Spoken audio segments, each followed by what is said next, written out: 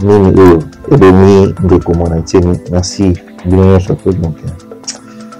esanga vraiment pasi boye bato zali mouvement ba révolutionnaire tobandi kokufa lelo te tobandi kokangama lelo te de nyonso boko sala sore ezali so na kikongo abisaka biso lumbu na lia mfiluka yao ko una lomba meno sore ekozala bandeko nanga ba Congo to fongola miso. Beaucoup de gens, la cabale, sont mis à raconter des choses, même à la radio. Mais Yakoboma et grand maître Mwanasemi déjà plan ezalaki même avant André Wameso aya na mboka haute. Ce n'est pas la faute de Bakongo, ce n'est pas ma faute, c'est la faute des autres. C'est la faute des autres.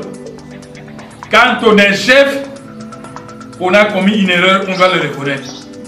Et grand maître maladie ko kuta ina nzoto akomona bien te makolo kuma ko vimba ingai na sala ke ben intervention ngana ko lubana bino luke bangoma o azali président ya Antoine Zakinsemi ya bajeni ya Beleka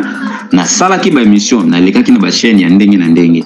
ko senga grand maître so traitement e bana grand maître mona se ba ki ko apuye ba kota lupango wana bazo papa kene bakangila bango lupango bacha sécurité wana bana droit ko kota te papa na bino azana voyage spiritualité azali ko sala mutako yamba yete mais azo ko souffrir. Le chef de l'État était au Kasaï, où il y a une négociation entre les Katangais et les Kasaïens. Parce que les Kasaïens ont été chassés au Katanga. Si c'était dans le Bas-Congo, ce serait le coup de feu. Mais là, c'était les négociations. Ailleurs, ce sont les négociations. Dans le Bas-Congo, ce sont les coups de feu. Qui dirige cette politique? Mission au Bangazouaki. Oh, to promouvoir misala na bino, to pesa bino ba fonction. Bozwa misika ya malamu et bo pesa biso mutu ya ni Mwanasemi échange. Nini fo esengela mwasi wana ibike grand maître Mwanasemi parmi ba mission o yazalaka nango ande ko lobela ba debt na ye en tout moment akoki ko bimana mwasi mususu te soka bimina mwasi mususu force na ye ekokweya. Et moi, si on a comment côté la grand maître ba volume biloko ma bena biloko au grand maître abimanaye. Et par na ezala ki réussi. Deuxième étape, ce que vous avez na grand maître ni Mwanasemi. Auquel les sous ko bimana mobile mususu libanda et parmi négativité ko ko essayer les sous. Et moi si on a ko sala ngo les sous abimina soda moko ya grand maître Mwanasemi kombo ya mbuta mbimbi auta ko tika biso baboti na mwana tango grand maître azalaka na exil na tango passe. Ndeko Mwanasemi a kufi. Ndeko Mwanasemi a kufi. Ndeko Mwanasemi a 8 ans, il a maladie. A bela qui vraiment. Le chef de l'État dit souvent le peuple d'abord. Et moi j'étais tranquillement chez moi. Le peuple du Bas-Congo s'est réuni. Il a dit la province ça ne marche pas. Or nous savons que le Mwanasemi c'est un type sérieux. Il a été au Parlement, il a été le seul député incorruptible. Nazui parole na minute oyo pona ko pesa message na bandeko nangai ba Congo to ba Congolais en général.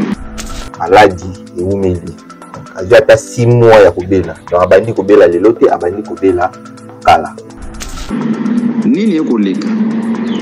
Na mboka oyo grand maître ni Mwanasemi azalaki parmi les opposants phares ya mboka oyo babundisi dictature na mboka oyo batelemeli régime oyo touti nango ya plus de 18 ans parce que akufeli na hôpital akufi na Ngalema. Grand maître ni Mwanasemi président oyo auti kozala na pouvoir président Joseph Kabila Kabange alingaki kotika pouvoir malembe te. Ndeko na biso Mwanasemi abotami na Louozi na 1946. Grand maître azali victime ya complot oyo ya ba Congo ezoko salima au sein ya mouvement na ye. Complot wana ebandaki na kati ya association moko ya ba Manyanga oyo ezali ko sala sana ba Manyanga o bazali na kati ya Beleka. Sodema na kati ya association wana même arrestation ya Grand maître ni Mwanasemi 2017 et même association wana elekaki na ba TV pour soutenir le président Kabila, Minduke qui ndekuna et frappé Grand maître Bakangaye selon bango azali ko déranger province. Akufi lelo abotami na kombo ya Zakari Bagengila. Et même association wana mwasi oyo ya grand maître ni mwanasemi azali membre kuna et azali na mission na gouvernement oyo ezalaki kozala awa ya régime oyo kotika biso azalaki moko ya bagent ya service ya renseignement. Comment contrôler ni mwanasemi, comment il faut trahir ni mwanasemi et comment tokozwa mutu ya ni mwanasemi. Azaki politicien ndenge biso tout yebi azaka pe député na mboka oyo kaka République démocratique du Congo. Objectif ya liboso pona ko séparer les mwanasemi na force ni ya bakulu, il faut kolongola tous les batu o balinga kai ba yebi philosophie ya BDK. Po balongwa pona ni il faut mama yo lataka bitamba la banda ko prophétiser comme prophétesse pour grand maître la ko makaba déplier comme journal ou pour tono wanda kolongo. Et diabolisation ne zwaki en plein ba yeko tika la bango na bango ba manyanga. Boyoka bandeko eloko nini oyo ememi mwana mboka mwana ntimi na liwa koya grand maître ni mwana nsema utake na exil ayaki malamu tango twandi ko kende mission komaki ko déranger ye tozwaki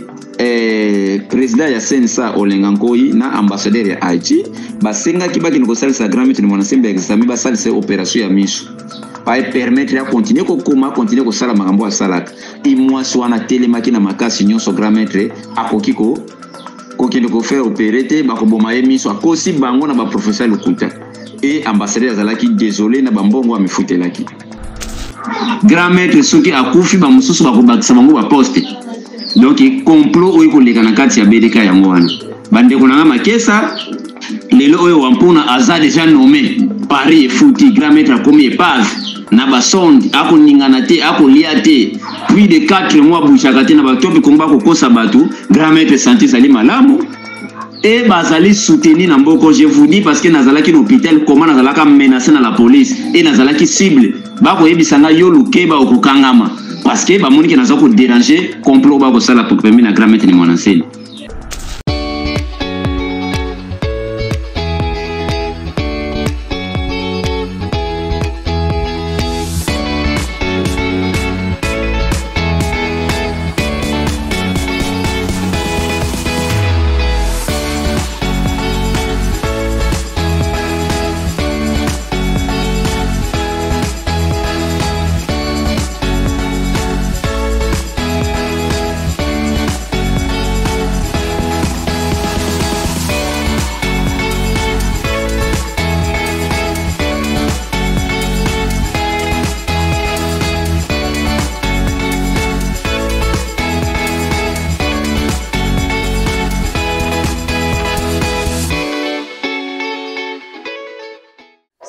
Salut, bonjour, bonsoir, ça dépend.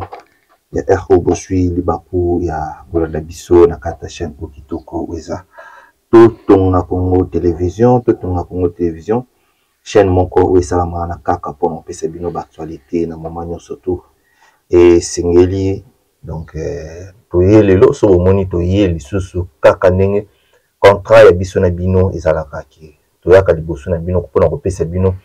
L'information na moment oyo ezali na moment oyo esengi nde toyaka kopesa bino ba information donc mingi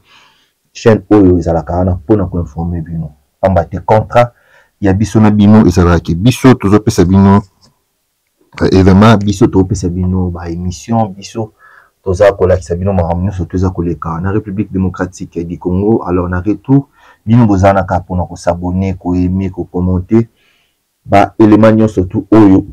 to za coach la bino. C'est toujours moi, le votre Star Lilima, votre magi garçon capable, l'homme le plus difficile à gérer nenaye liboso na bino de lo ming ce qui naye pona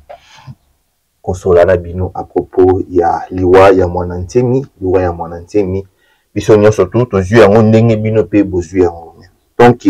oyo eza musana biso tokoki koya kopesa bino information te ceux qui toza na source te to ceux qui to yebi te akufi na nini donc to lukaki to sangisa vraiment ba élément to benga pe bandeko oyo bazaki na kati ya lingomba na ye to bazaki na kati ya association na ye to bandeko oyo bazalaki pene na ye nde salaki to bengaki pona kozela bino ba information oyo eza vrai ndeko mwanantemi a Kufi, ndeko mwanantemi a Kufi, ndeko mwanantemi a 8 ans ya maladie abela qui vraiment a oumeli vraiment na maladie donc maladie et oumeli donc azwi ata 6 mois ya kobela donc abandi kobela lelo te abandi kobela kala abandi kobela vraiment kala tokoluka to sola vraiment mingi te à propos ya makambo yango tokoluka tozwa mpe bandeko oyo bazali kuna parce que akufeli na hôpital akufi na Ngalema sika azalaki bandeko o bazalaki na ye tina suka nde bapesi biso information oyo esengi peke to partager yango na bitu ndeko mwana ntemi abotami na 1946 abotami na territoire ya Luozi akufi lelo le 18 octobre 2023 nde atiki biso kombo na ye oyo abotami nango kombo oyo tata to mama apesa ye eza na kombo ya Zakari Badiengila aza nationalité congolais donc nde tozolela boye kwa nationalité na ye azalaki politicien to akufi moko ya bayi politique asiégeait pe na parlement azalaka pe député ndeko mwana ntemi ne mwana ntemi qui signifie l'esprit créateur en Kikongo donc ne mwana ntemi nde tobenga bongo elakisaka esprit créateur. Il est connu pour être le chef de file du mouvement politique et religion Bundu Dia Congo. Némwana Ntemi est originaire des provinces du Congo central et réside à Kinshasa. Il crée son mouvement politique en 1969. Mwana ezalaki ba biographie ya Mwana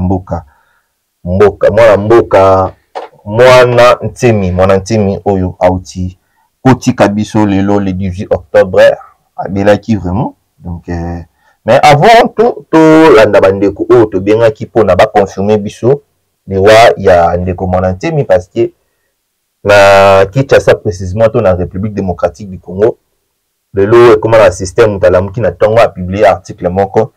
oyo ezaka vraiment authentique donc esenga fo luka ba recherche potoye ba eskiza ya solo to eza lokuta boyoka bandeko eloko nini oyo ememi Mwana Ntemi na liwa après tokozonga na kati ya plateau na biso. Mais avant tout merci na maman Rachel Ngoyi apesa Star Lilima confiance éternelle na côté maliboso na bino. Merci aussi na papa Kyungu, merci na Steve Kambanga, Eldi Shaliba, Giralima Volima Tondo Bijou, Teresa Ngefa, merci na bino surtout Rémi Boba oyaza na sima caméra so bomoni lelo na bimi na banda na bino eza pona mwana mobile oyo Rémi Boba nde asili ko benga ngai bote eteneba na ko bima liboso na bino tokende tolanda ingetane luke bango mfumo kunsundi mwana kunanga nazwi parole na minute oyo pona ko pesa message na bandeko na ngai ba Congo to ba Congolais en général soki nazwi liloba na ngonga oyo bandeko na ngai tozali na problème moko grave oyo koleka na kati ya grand maître de la sagesse Congo ni Mwana Nsemi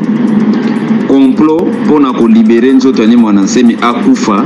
o groupe de gens moko baza na kati ya BDK ba bénéficier nini ekoleka na mboka oyo grand maître ni Mwana Nsemi azalaki parmi les opposants phares ya mboka oyo babundisi dictature na mboka oyo batelemeli régime oyo touti nango ya plus de 18 ans. Grand maître ni Mwana Nsemi ye oyo asali lelo oyo président Félix Tshisekedi azwa pouvoir na ye na ndenge ya kimia population e voté ye ezali grâce ya grand maître ni Mwana Nsemi ebele bakokamwa. Pourquoi je dis ça na kopesa moi un peu ya détail. Grand maître ni Mwana Nsemi président oyo auti kozala na pouvoir président Joseph Kabila Kabange alingaki kotika pouvoir malembe te et parmi ya consultation oyo asalaki kumu ya bundu dia kombo grand maître ni Mwana Nsemi yende akendaki kokutana na ye apesaki proposition ya 3 ans tokende na transition ya 3 ans marge mboka mbe kompanaki te bafingaki totala ba effort ya grand homme comme grand maître ni Mwana Nsemi et après 3 ans tokendaki na ba élection oyo ememi président de la république na pouvoir o azana ngolelo. Grand maître ni Mwana Nsemi asali babikamusi ebele na mboka oyo na régime ozali koleka na kozo atteindre ko démontrer nyonso te toyebi et premier défenseur au porte-parole ya Bakongo c'est grand maître ne Mwanda Nsemi. Nini ekoleka grand maître azali victime ya complot oyo ya Bakongo ezoko salima au sein ya mouvement na ye. Complot wana ebandaki na kati ya association moko ya bamanyanga oyo ezali ko sala sana bamanyanga o bazali na kati ya BDK. Sodema na kati ya association wana même arrestation ya grand maître Mwanda Nsemi 2017 et même association wana elekaki na ba TV pour soutenir président Kabila minduki kende kuna e frapper grand maître bakanga ye selon bango azali ko déranger province. Et même association wana mwasi o ya grand maître Mwanda Nsemi azali membre kuna et azali na mission na gouvernement o ezali ko zala awa ya régime yotu kotika biso azalaki moko ya bajan ya service ya renseignement. Comment contrôler ni Mwanda Nsemi, comment il faut ko trahir ni Mwanda Nsemi et comment to kozwa mutu ya ni Mwanda Nsemi. Mais azalaki ko travailler mon côté a ko travailler a bendi staff ba manyanga o ya bandeko na ye bazali na kati ya Sodima ba ko travailler en collaboration. Wampuna Ntsontsani Kibangu Philippe babendi Ndekwa Lubondo Mabaku babendi Nchilulu Bokilu ya Lubondo babendi bakwamisa Munyanga entourage na bango bazwi staff ya bamanyanga nyonso wana ya Sodema baye kolinga ni Mwanda Nsemi. Objectif ya liboso pona ko séparer ni Mwanda Nsemi na force ni ya bakulu il faut ko longola tous les batu o balinga kai ba yebi philosophie ya BDK. Oba longwa pona ni il faut mama yo lataka bitamba la banda ko prophétiser comme prophétesse pour grand maître la komaka ba déplier comme journal ou pour tono wanda ko dongo et diabolisation ane zwaki en plein ba yeko tika la bango na bango ba manyanga na kati ya kotika la na bango mission o bango bazwaki oh to promouvoir misala na bino to pesa bino ba fonction bozwa misika ya malamu et mo pesa biso mutu ya ni Mwanda Nsemi échange. C'est la même vision au basalaki na kada na Samison na mwasi na Daïda. Donc nini faut esengela mwasi wana ibike grand maître Mwanda Nsemi parmi ba mission o yazalaka nango ndeko lobela ba depti na ye en tout moment akoki kobima na mwasi mususu te soka bimina mwasi mususu force na ye ekokweya. Et mwasi wana kuma ekotiela grand maître ba volume biloko ma bena biloko po grand maître abima na ye. Et par na ezalaki réussi. Deuxième étape, ce que vous avez na grand maître Mwanda Nsemi, auquel les sous ko bimana mobile mususu libanda et parmi négativité ko ko isaye les sous. Et moi swana aye ko sala ngo les sous abimina soda moko ya grand maître Mwanda Nsemi kombo ya mbuta mbimbi auta ko tika biso baboti na mwana tango grand maître azalaka na exil na tango passe. Et grand maître tango azongi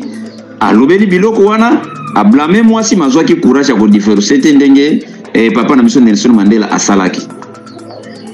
yango esalaki ba problème ko ya grand maître Mwanda Nsemi autaki na exil ayaki malamu tango to ndiko kende mission komaki ko déranger ye to zwaki président ya Sensa Olenga Nkoyi na ambassadeur ya Haïti basengaki bakini ko salisa grand maître Mwanda Nsemi examen ba salisa opération ya mission pa permettre ya continuer ko sala makambo asalaka imwasi wana telemaki na makasi nyonso grand maître akoki ko kokende ko faire opérer te bakoboma ye miso akosi bango na ba professeur Lukuta et ambassadeur azalaki désolé na bambongo amefutelaki. Même moi son appelle biso ba professeur que après de kotambola grand maître Mwanda Nsemi tango ngaka kozwa trango ya transition akoma premier ministre comme premier ministre était parce que ba grand maître comme premier ministre akozwa mbongo et ko faire émerger bundu ya Congo force ko bakisamo et ba grulaki toujours grand maître akokende te na dialogue ya kojo po azwa mbongo te et moi swana ajouaki toujours rôle wana et moi swana le rôle ezali staff na ye nyonso manyanga wana bazali monsieur Luyindula bazali monsieur Bwesu Mikalokidi bazali monsieur Kibangu Philippe bazali monsieur bakwamisa soit les prétendus juristes bazali na Wampuna Ntsontsani ezali na mokilo na ye Nchilulu staff wana rona bango ezali nini mutu ya ni Mwanda Nsemi soki ni Mwanda Nsemi akufi bango bakozwa bakote minene rôle bako jouer et grand maître maladi eko kuta ye na nzoto akomona bien te makolo kuma eko vimba engai na salaki ba intervention ngana ko lubana bino luke bangoma o azali président ya Antoine Zakinsemi ba jeune ya BDK na salaki ba mission na lekaki na ba chaîne ya ndenge na ndenge kosenga grand maître azwa traitement et bana grand maître ni monase ba ki ko appuyer ba kota lupango wana bazwa papa kene bakangela bango lupango bacha sécurité wana bana droit ko kota te papa na bino azana voyage spiritualité azali ko sala mutu ko yamba yete mais azo ko souffrir tant ba bana bazongaki na ba place ba fandaka na poto na simatotika la ezalaki grave manifestation moko ezalaki na Kisantu le 4 janvier 2023 ezalaka jour ya indépendance état azalaki nango ya pasi ba memiye parce que gouverneur Gibad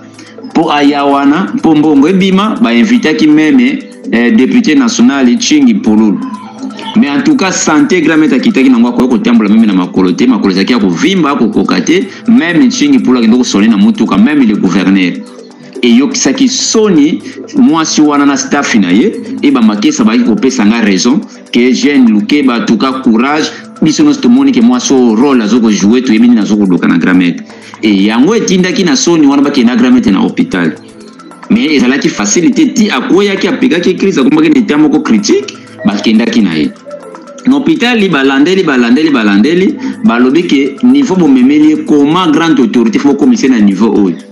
ba mekai ko blâmer mwasi wana e bana grand maître bakenda ba monaki ba docteur mini balobaki eta moko ba memaki ye parce que quand toujours bazali chef spirituel azali mutu moko azali na molimo ya makasi to azali spirituel normalement eta memaki so azali ki batu bazana ba corps physique ezali chair normal normalement mutu ana ko sala sous 2 jours parce que ba kamwa ke eta beaucoup memela ye mutu net grande autorité net yete e ba mekai ko sala banda ko sala na kati ya kubundana wana ba ko koma na niveau ba monaki ke biso to suki awa mais moi si wana abandaki déjà ko menacer ba mobani azonga na ndako parce que ya azali marchandise yo su ba tena ndako ba police ba ndo ya ko lekaka ngana zozo ambongo na continuer ko vivre ndenge ba solisa kingai aliko tiki no hôpital bango bazo ya te ngai na ko ganete ba corto salaki asalaki ba pression na staff ya batu na yo wana ba mema na ndako bana ba mekai ko s'imposer ba yaki ko solliciter ngai na mobiliser ba jeune ya libunu to protéger nkaka ba kisonga na ndako te. Et j'avais fait ça. To memi kaka na kitambo place auti kozala. Nangalema Saint-Pierre si je me trompe pas.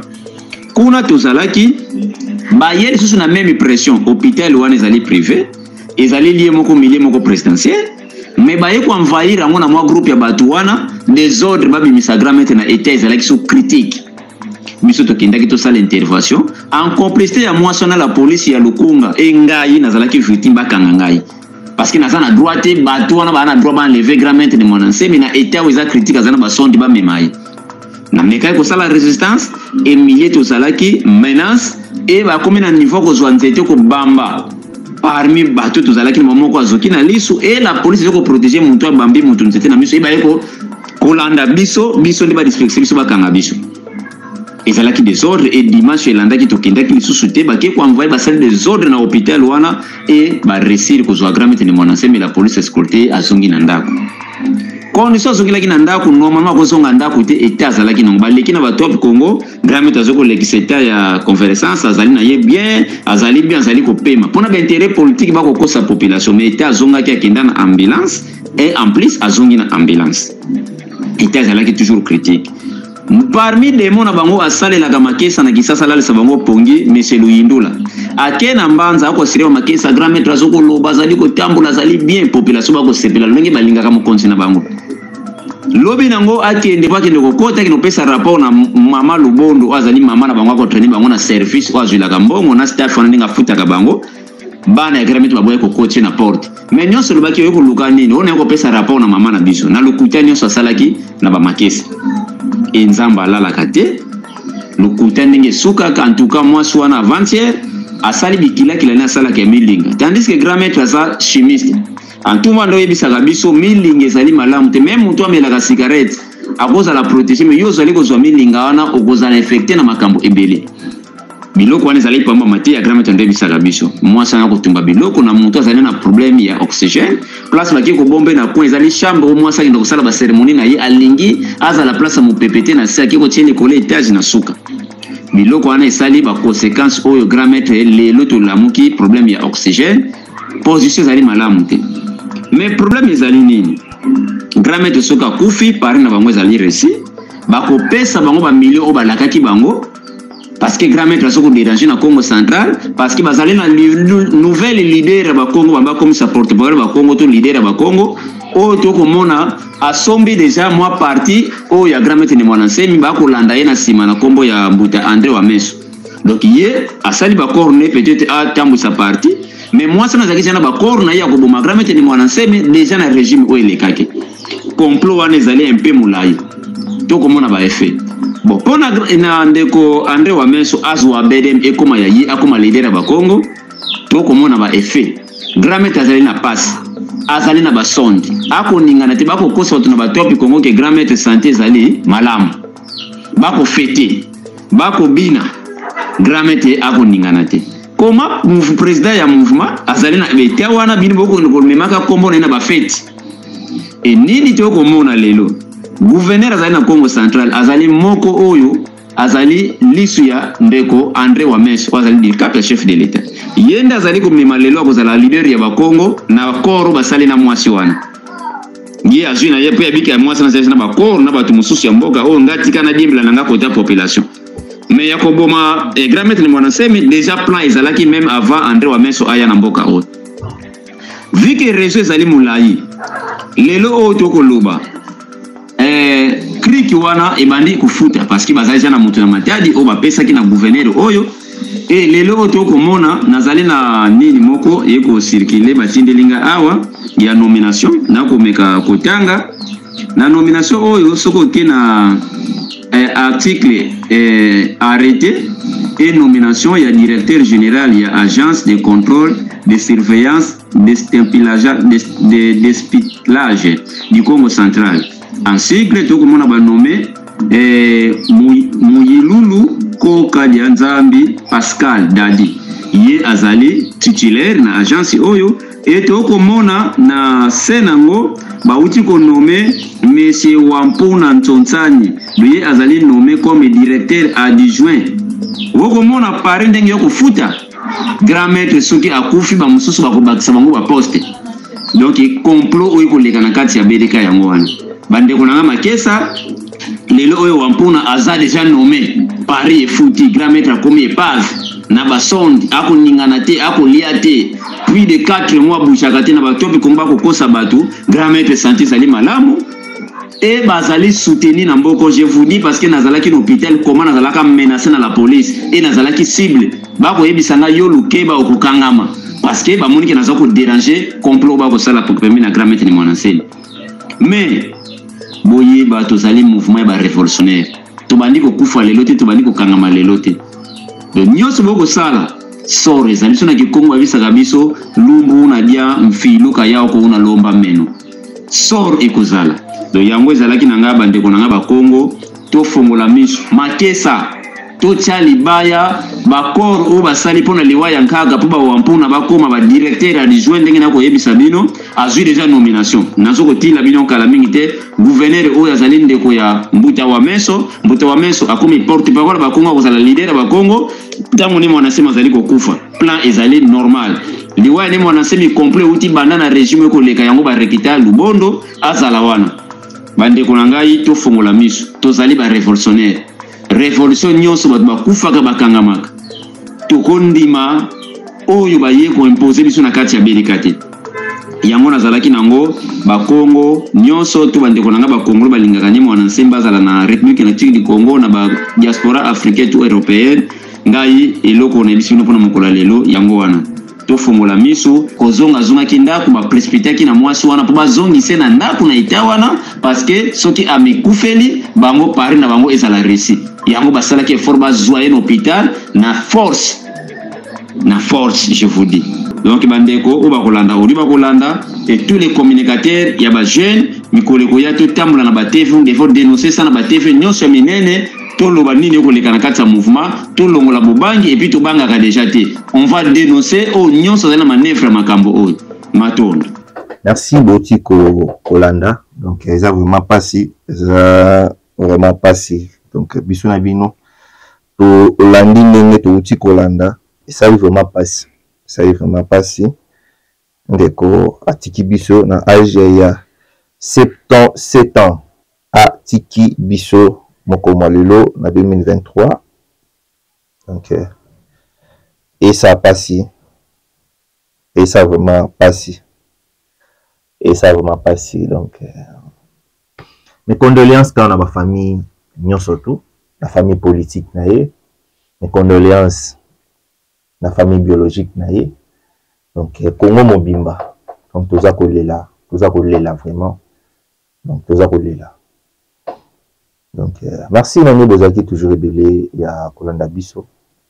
na Mokoma Lelo. Donc na pesibino merci na bien surtout Bozaki wana pona koyoka nini oyo eboni ndeko mona ntemi, merci bien surtout. Donc et ça va vraiment passer, et ça va vraiment passer. Ngala bien tukutana kamba la sima.